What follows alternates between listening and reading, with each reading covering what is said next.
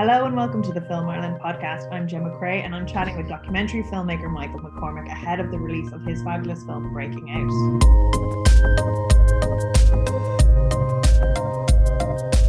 Hello. Hello, Gemma. Thank you so much for chatting with us, Michael. So first, I always get in trouble because I never ask this. Can you describe your film Breaking Out? Oh God, you're so mean. How could you start with that one? That's the one over the years that's the reason it took so long.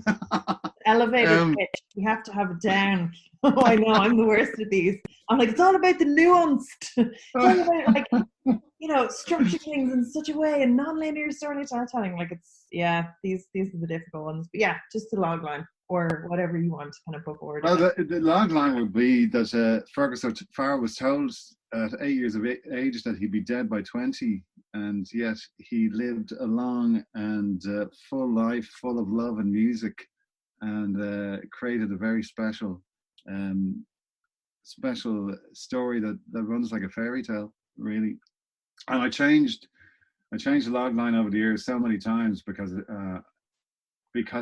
I honestly still don't know, and thanks be to God that elements are on board, because I suppose the worst part of it for every filmmaker is how to sell the film, because I know I've made the film I wanted to make.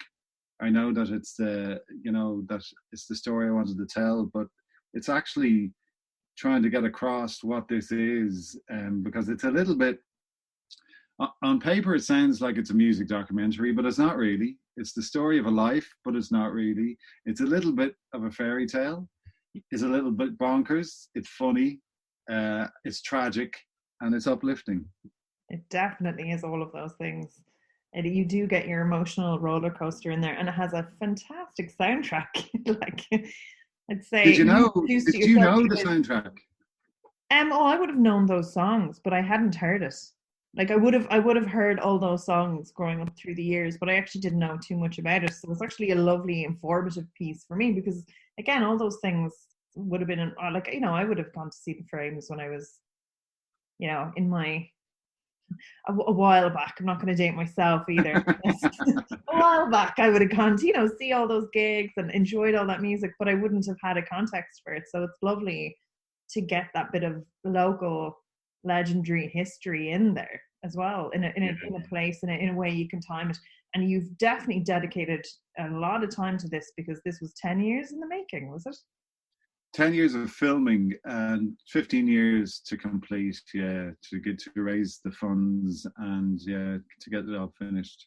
Which sounds, and I suppose in talking about it, I should say, don't ever make a film this way to all filmmakers out there, because you'd want to be out of your mind.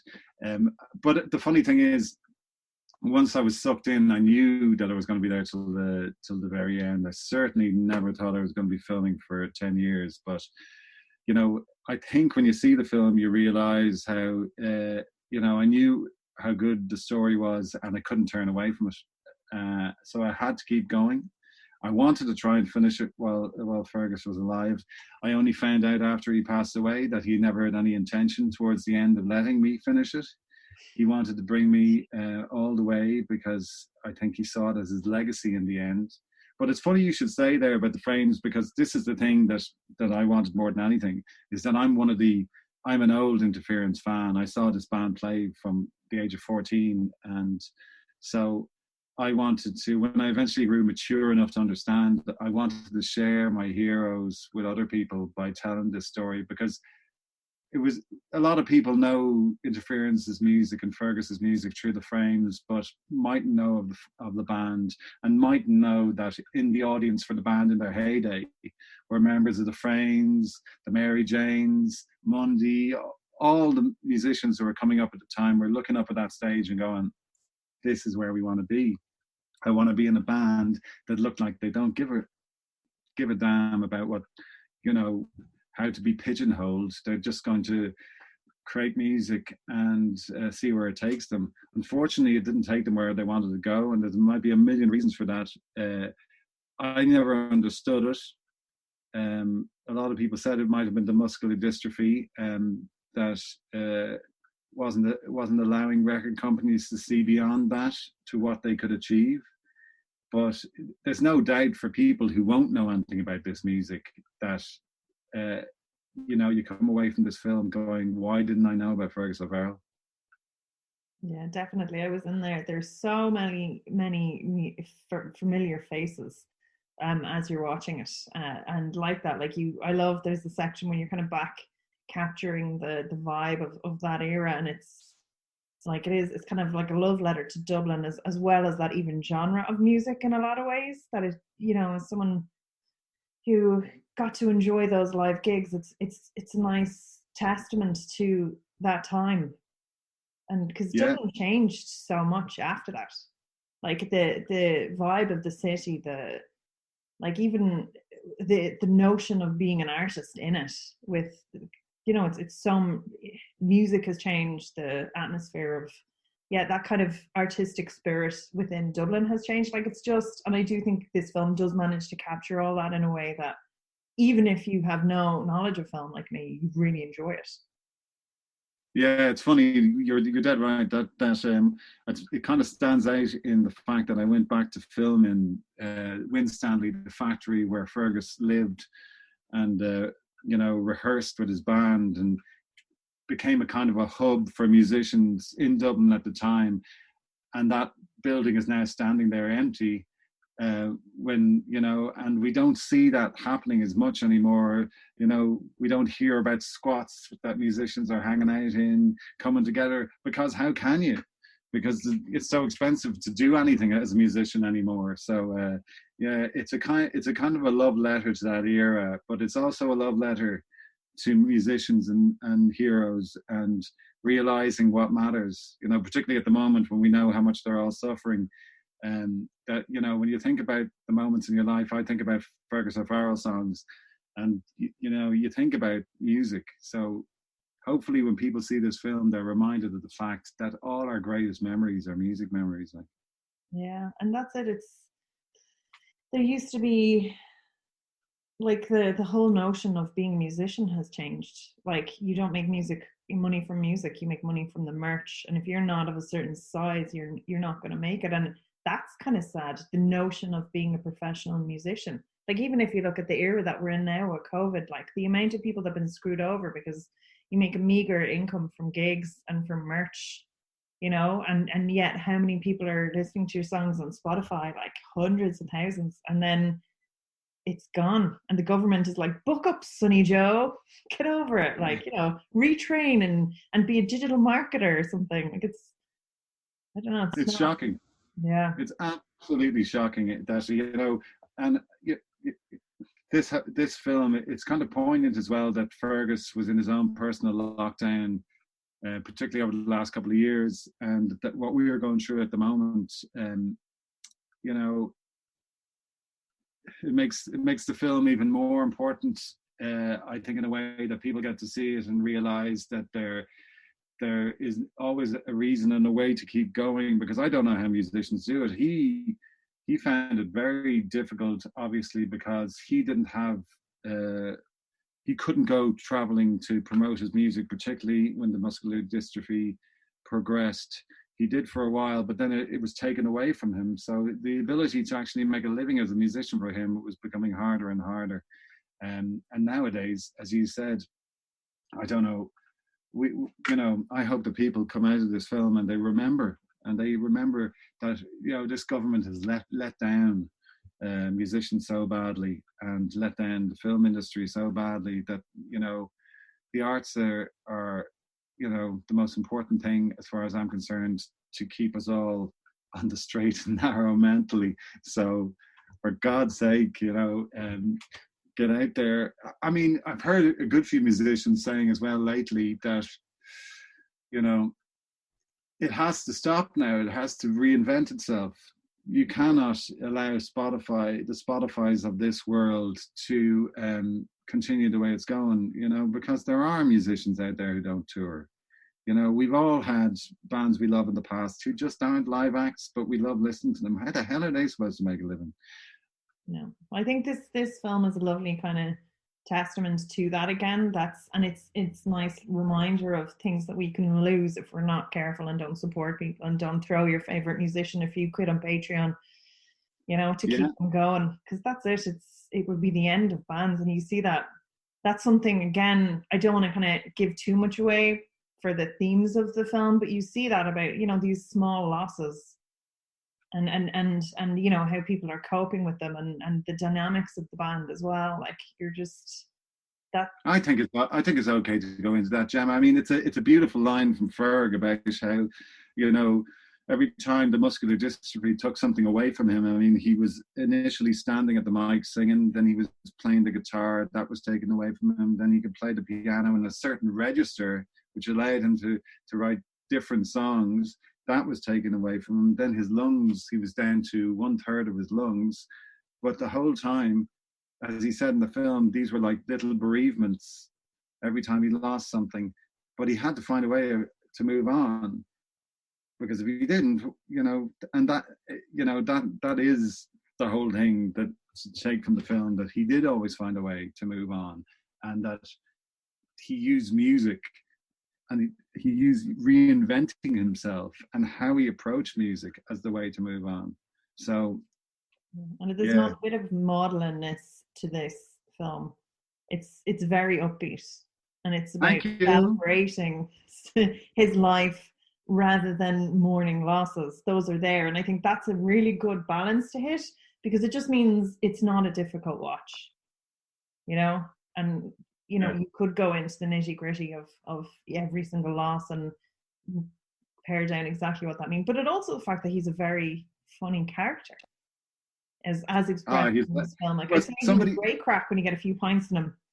Oh, sure, geez, and he had a few points in him quite often, but basically, somebody asked me there recently, like, was it really tough for me as a filmmaker to be witnessing all this pain and, you know, the difficulty he had with the disease? And I went, you didn't.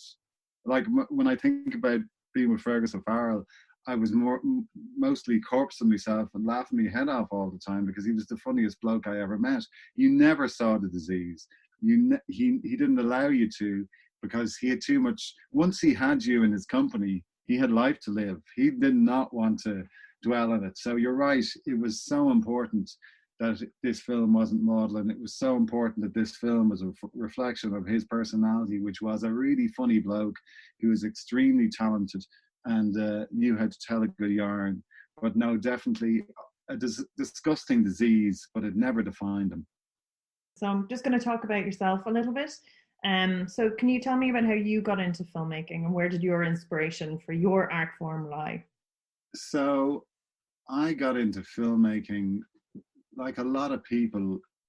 I suppose back in the day, it goes back as far as Interference and Ferg, but I would have been playing in bands. And when I was in the band, we were making our own videos.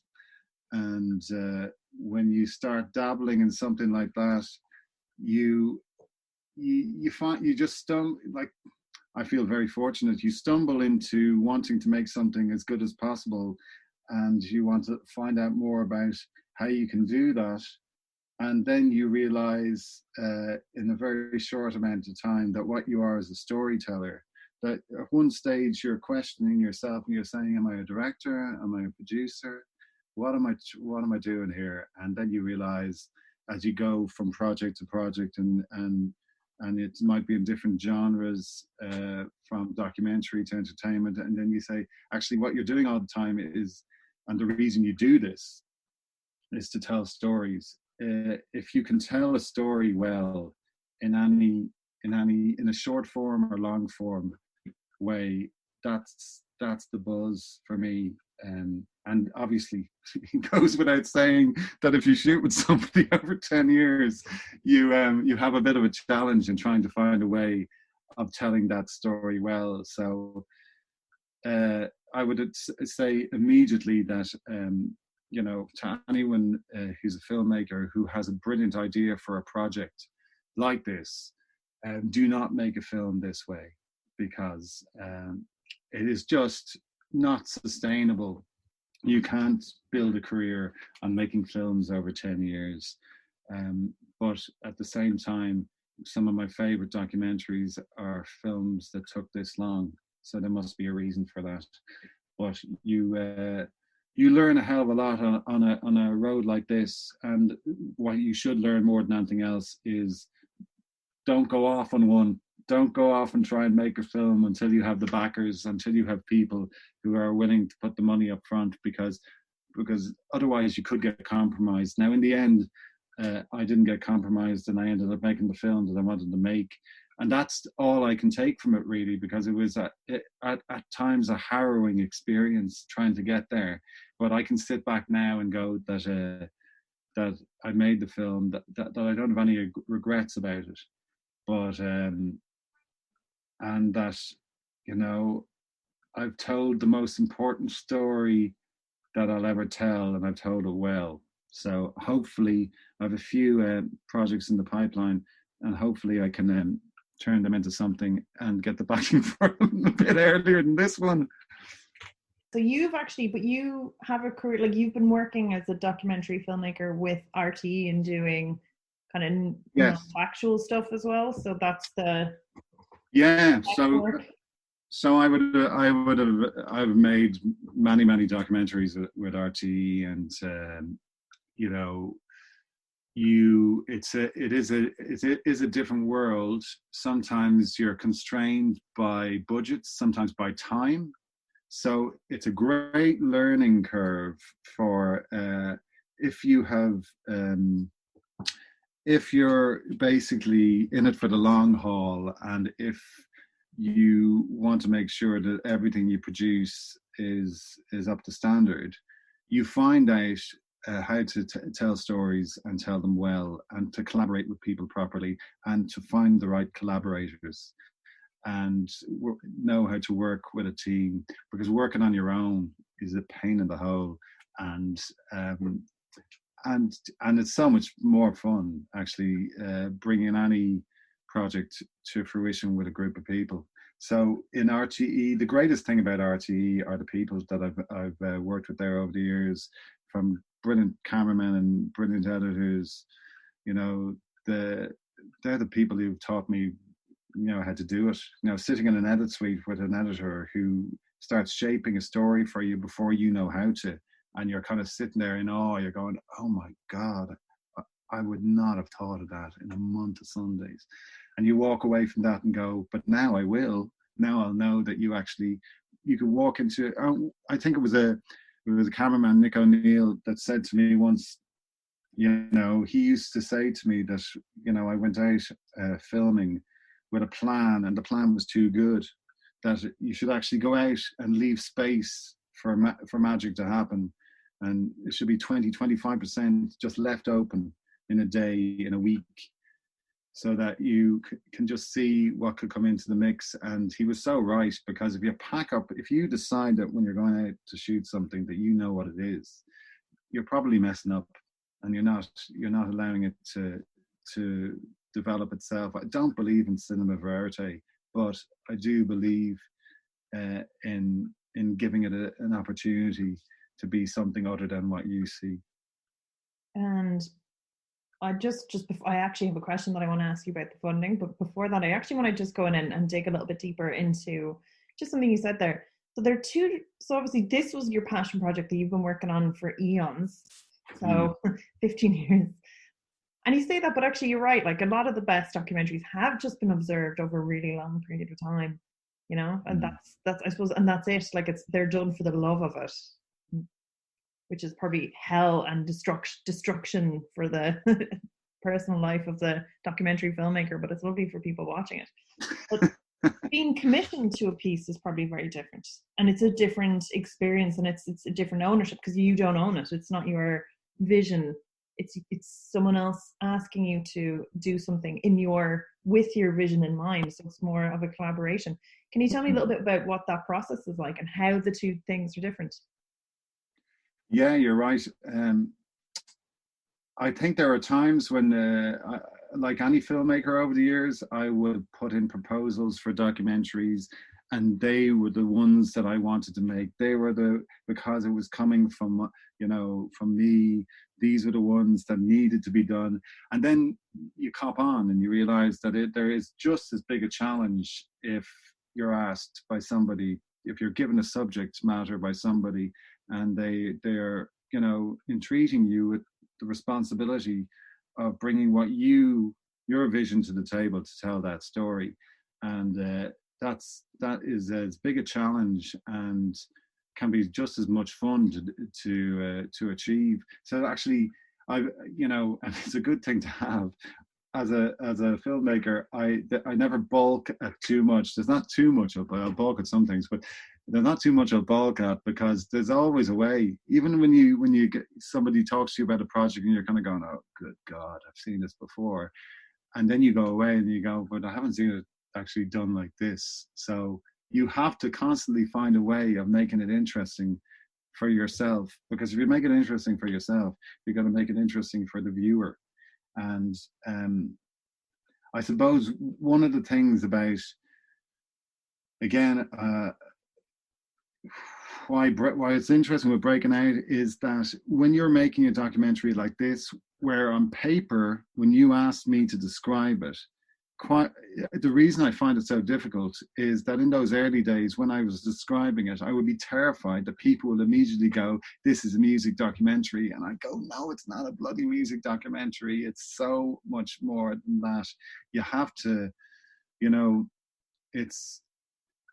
I think the documentary, and we've seen it over the last few years, is the greatest of all art forms, really, because when a documentary is told well, it's unforgettable. Like, some of my favorite cinematic experiences have been with documentary. I remember walking out of Capturing the Freedmans in the IFI and walking around for a week going, what the hell just happened there? Oh my God, my head is wrecked. It was just the most, that's what you want. You are walking out of Hoop Dreams and just with your heart beating at 200 miles an hour, and you're going, oh my God, what an amazing story told so well, and you feel like the people on screen, and you feel like you lived it with them. And isn't that everything for a filmmaker, that you let people walk out of the cinema and they feel like they've lived the film? That's what you want more than anything else. All my life, I've looked up to him. I've revered his band, his songs, and his voice.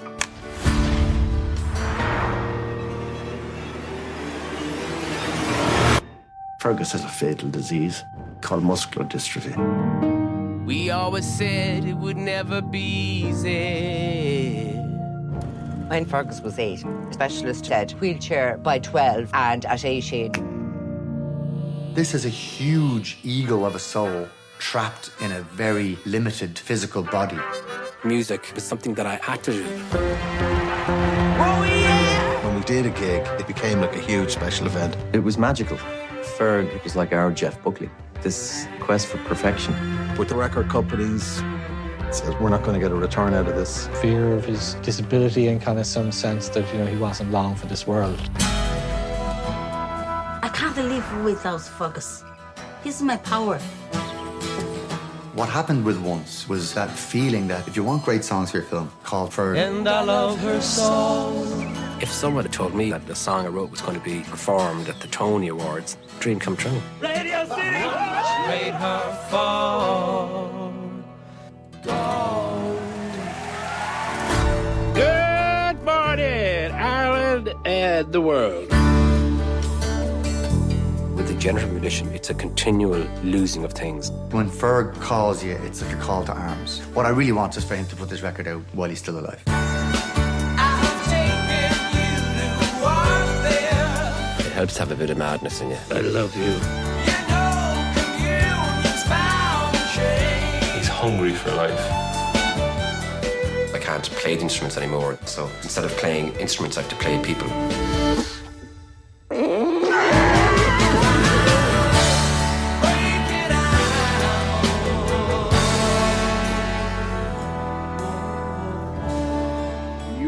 So you spend years working on a project like this, and you have the treatment in your head, and when you get to a point where people think that when you're doing an op doc that you're allowing things to happen. That's true. You are allowing things to happen, but then when they happen, but you're pointing the camera in a certain way when you're allowing things to happen, because it's what you want to cover. And then you have it all in your head. You walk away, and sometimes you film for a weekend and you walk away going, I'm using nothing that I just spent the weekend shooting. Absolutely nothing. And other times you're so excited because there was 5 minutes that was just pure gold. And now that has taken you off in a different direction in how you're going to tell the story. But then it's like that thing I was talking about before. When you go into an edit suite with a project like this, a long-term project, and you're trying to tell the story well, you have to leave your treatment at the door, and you have to go back to the beginning and look at all that footage from all those years, and then fight with yourself and fight with the editor to know that you're right in the approach you have and the approach you're taking together.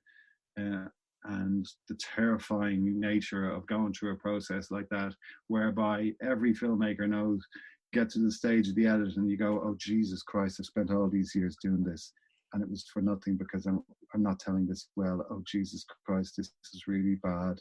I can't believe I fecked this up. This was such a great story and I fecked it up. And then one day you turn the corner and you go, oh, thanks be to God. You can see the light. Across everything. That's all the musicians are doing the same. You're like at one stage you're sitting over your treatment, you're like, this is awful. What's wrong with me? But it's kind of the creative brain as well. I think it has different settings.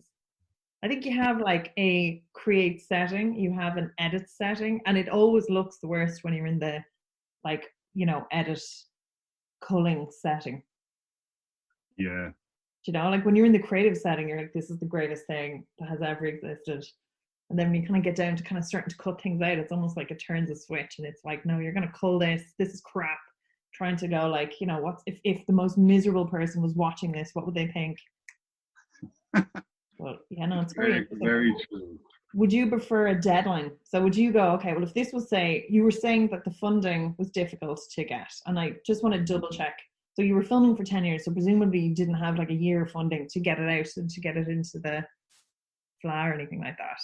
Would you have preferred if someone had said, you need to get this out when it is? Like, I know specifically this film definitely had a timeline it had to follow, but in general, does that make sense? It didn't actually, Gemma, because of the way the funding, the way I managed to raise the money, it didn't have a deadline, and that was probably part of the problem. But it also meant that I didn't compromise at all. I made a decision at one stage that that the only person that was going to suffer in this process was me.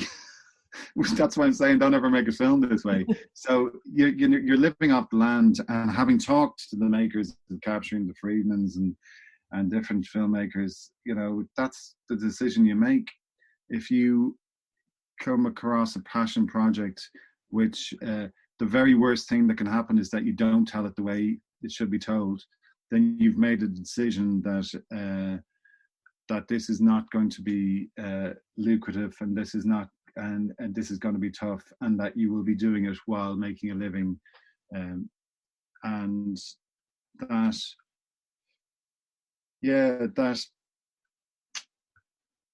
that that is the most important thing. That it sounds ridiculous. It sounds ridiculous, but it's that the art is the most important thing. That if you mess up the story, you'll never recover from that. But you'll recover from financial hardship, you hope, but not from messing up the story. So, and I think mentally for any filmmaker, that is a good end result.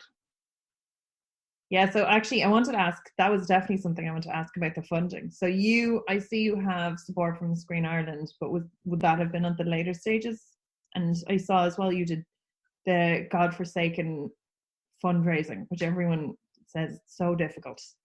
Like, it's another job. Like, it's being a marketer on top of being a director, on top of producing, and a whole other skill set as well. So yeah, 100%. I'm really bad at it, but I'm really bad at it. But I did it because I went into it because I wanted to share the experience. I knew there was a group of people out there that loved Fergus and loved his music and wanted to see this film made, and I wanted to share that experience with them. It's been a long process for them because they're still waiting for it, and they've been incredibly patient. But I kind of hoped that I told them from the off that if they got involved in this, it was for that I would make one promise to them, and that was to make the film I was promising to make. I couldn't promise how long that was going to take, but yeah, it's really hard. It's really hard to make a film, and it's really, really hard to make a film when you're, you know, I had years of experience making documentary, but for broadcast television, not feature, and so for Screen Ireland, for anybody, I'm a difficult thing to back. Because I'm walking into a room with you and I'm talking about animation, and I'm talking about reconstruction, and I'm talking about the greatest person I've ever seen on screen leaping off it, but he's in a wheelchair. But this is not a disability film. It is so much more than that, and it's not a music documentary. And so it's an incredibly hard sell for anybody, and I always knew that. So I would walk into a room half terrified, and those moments where I did convince people were the moments where I got to the next stage and I was able to keep going. But I don't think anyone truly knew what the hell I was talking about until they saw the finished product. And I was the only one who went into the cinema in Galway confident that it was going to be a good experience. I think for most of the other people who got involved, they must have still been concerned that I might have thrown too much at the table to tell the story. But I just kind of knew that that I'm sorry, Gemma, if I'm going off on a tangent, but it's kind of you're. Like the first time I filmed with Fergus O'Farrell, I knew that he was amazing. I could watch him all day. I said, if I can get his personality on screen and I can tell his story like that, everyone's going to love him and going to love the film. So once I did that, I was grand. But getting back to the funding of it, yeah, I think passion projects are probably the most difficult for anybody to back. So I don't feel aggrieved at all by the difficulties I had. I think it was a hard sell, and I really thank the people in the crowdfunding world who got on board, and I thank Screen Ireland for coming on board in the end. And there was a private investor, Ivan, is probably as much as I can say, but you know, who also understood what it was at a certain stage, and without them, I would have got there, but it might have taken a bit longer. Yeah, that's it. They say as well that in childbirth there is a chemical that's released in your brain that eventually makes you forget the process. So I wonder, if there be this, like, you're like, oh my God, I was 15 years the worst, so long, and then you get it out there, you get it to the world, and people start enjoying it, and you get good feedback. And when you forget all that now, when you be like, oh, I can't wait to start the next 15-year project. No, you must be joking. I know I've heard that as well before. No, absolutely not. It was harrowing. I woke up with, do you remember that nightmare you used to have when you left school for about 10 years afterwards, where you woke up and you were still doing the Leaving Cert the next day? Well, I had that for over 10 years with breaking out, because I was terrified I would never get it finished. I was terrified that it was all going to come to nothing. I was terrified that I wouldn't follow through on the promise I made to Ferg to get it finished. So yeah, no, I would not go back into that process again. I would only I think the like I said, passion projects get made in a variety of ways, and it's normally a difficult process, but making films is difficult, and you need all the support you can get. and you need to surround yourself with people who believe in the project. Going on solo runs is bad for your health.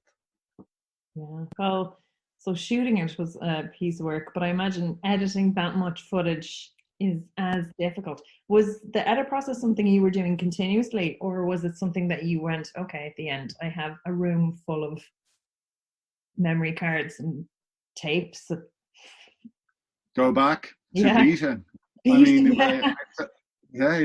I mean, I had stuff on SP. I had XD cam. I had DigiBeat. I had, well, for my own reasons, I shot on different types of formats, Super 8 as well. But so you have all those formats. So you are editing it as you go along because you're trying to sell your project to people. So you're cutting little sections of it.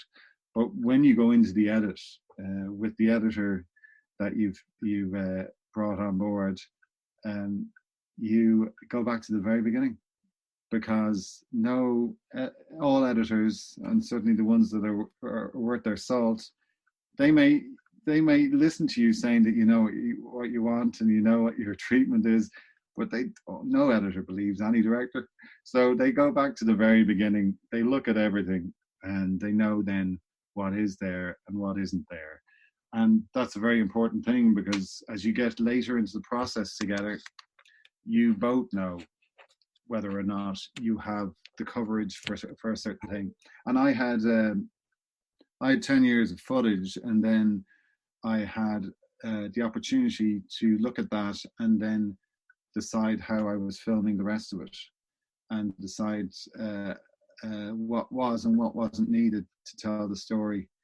And I had an editor that I'd chosen to work with in Mick Mahon that wasn't going to let me away with anything and was going to challenge me on everything, and he did, and that's what I wanted, because I knew how close I was to it, and I knew that if I didn't get challenged, there was a chance I would mess it all up. So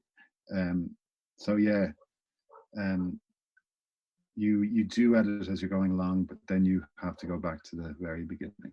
But getting so close to the edit and editing after that many years of somebody that you presumably get to know so well and get to know their friends and family, it must have been a very emotionally difficult edit.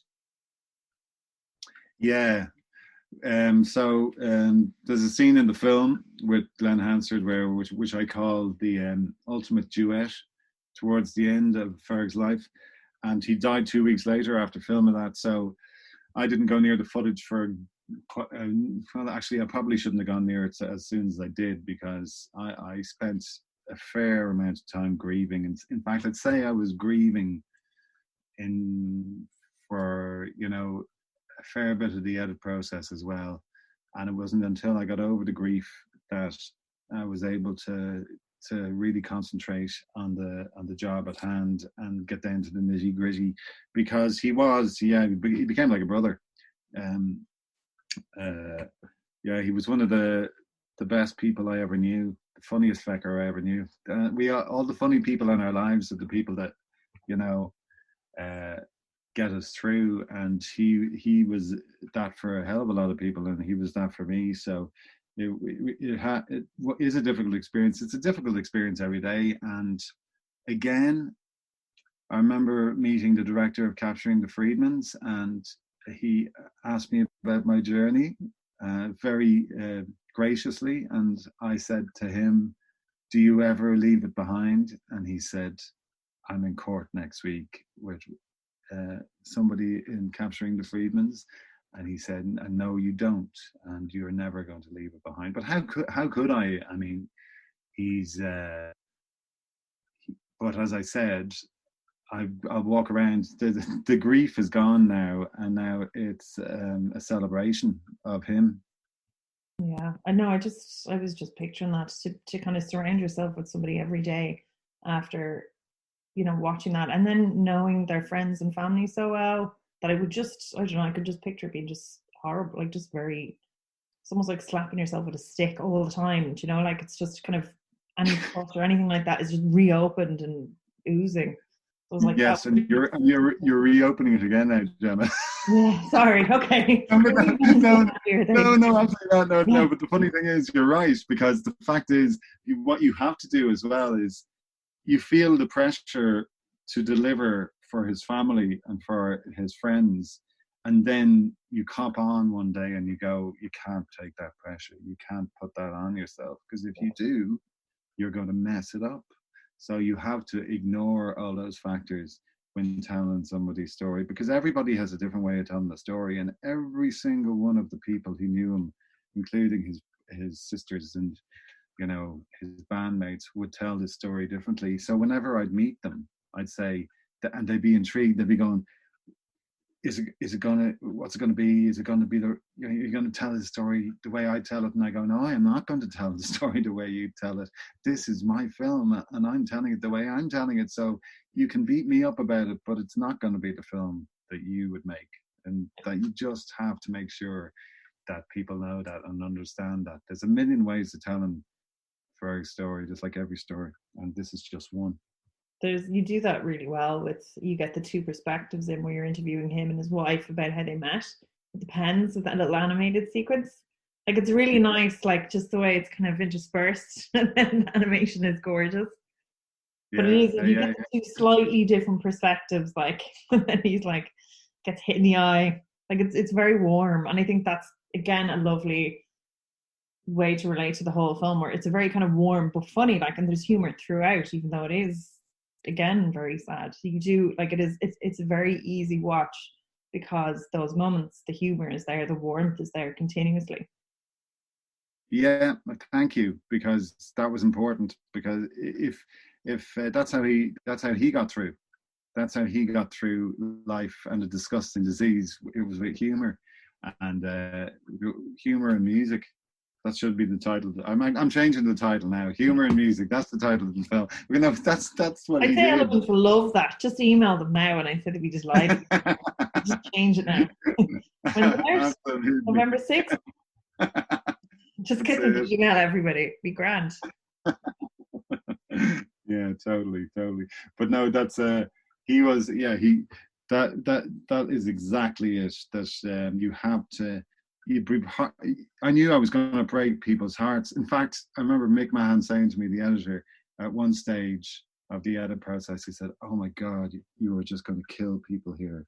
People are just going to be in floods."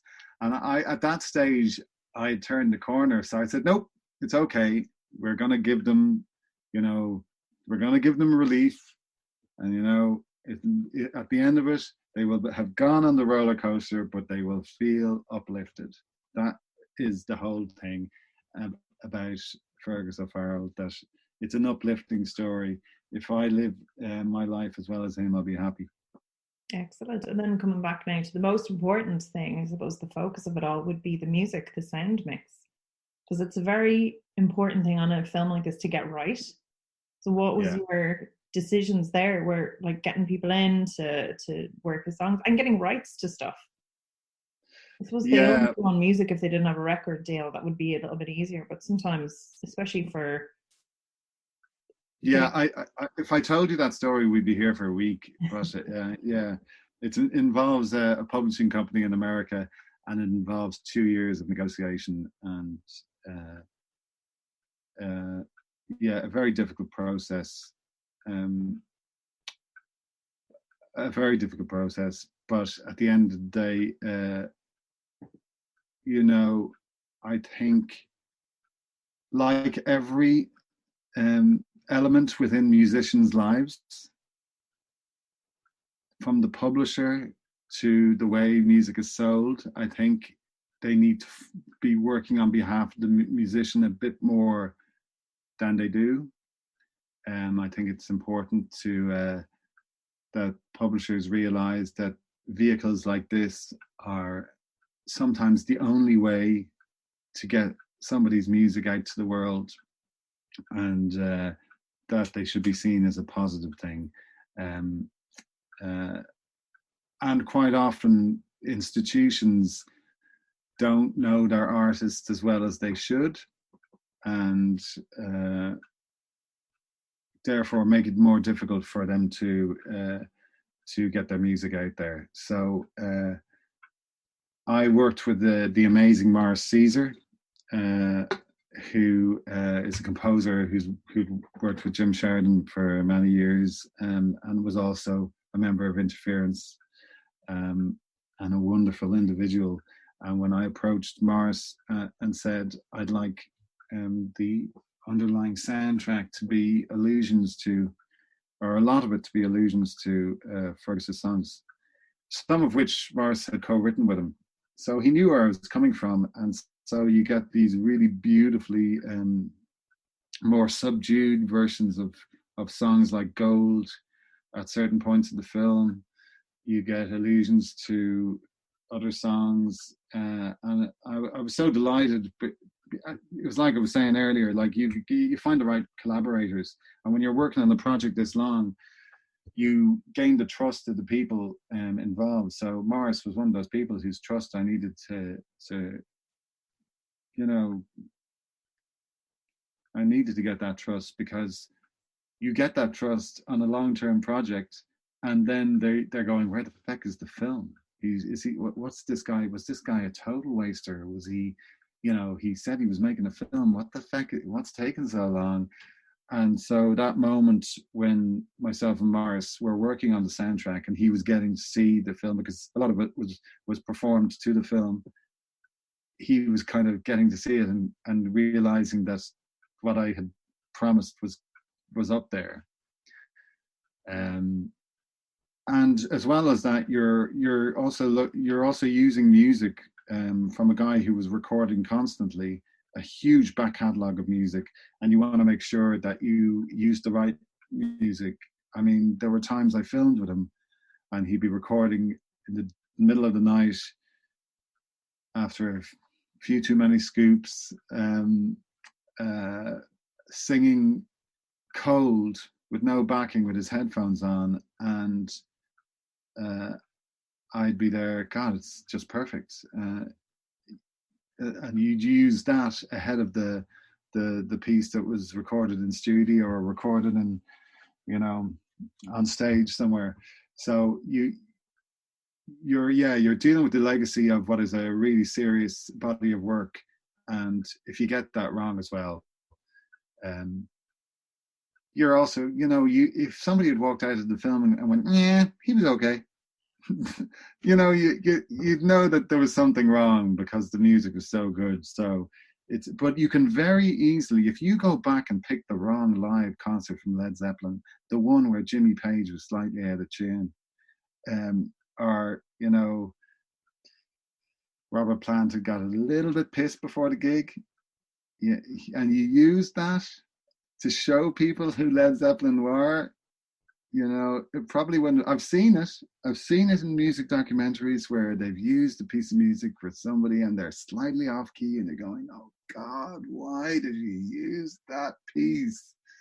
I know you probably thought that it was being real, and but good God, the audience are only hearing this for well, maybe not in the case of Led Zeppelin, but in the case of Fergus O'Farrell, a lot of this audience were only hearing him for the first time, and he was going to be heard in the best possible way. And I think he is, and I think he's captured in the best possible way. I think that's what this definitely does, and it's a beautiful homage and a celebration of his life and his work and his music, and you've done a fantastic job. Thank you, Jenna. Most definitely. Thank you. Well, thank you so much for chatting with us.